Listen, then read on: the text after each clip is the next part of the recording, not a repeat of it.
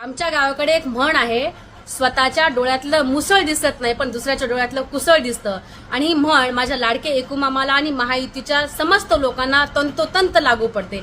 एक मातोश्रीचा निष्ठावंत कट्टर शिवसैनिक ज्याला परभणीचा महापौर केला, त्यावेळेला चित्रा वाघ असतील, एकूमामाच्या गटातले लोक असतील, महायुतीतले राणेंची कार्टी असतील, प्रत्येकाने उद्धव साहेबांवरती टीका करून तोंडसूक घेतलं, स्वतःची राजकीय पोळी भाजून घेतली. ऊर तर इतका बडवला, मला वाटलं यांची हाडच येतात की काय छातीच्या पिंजऱ्याची बाहेर. असो, आज परभणी आणि हिंगोलीसाठी स्थानिक स्वराज्यासाठी जो उमेदवार दिलेला आहे सईद खान, तो मुस्लिम नाही बरं, तो एकदम कट्टर हिंदू आहे. बरोबर ना राण्यांच्या कार्ट्यांनो आणि चित्राताई? असो, मला या व्हिडिओच्या मार्फत एकच सांगायचं आहे, तुम्ही तुमचा थोतांडपणा स्वतःच बाहेर आणत आहात. आम्ही तुम्हाला काही सांगायची गरज सुद्धा पडत नाहीये, स्वतःच ढोंगीपणा तुमचा बाहेर येतो आहे.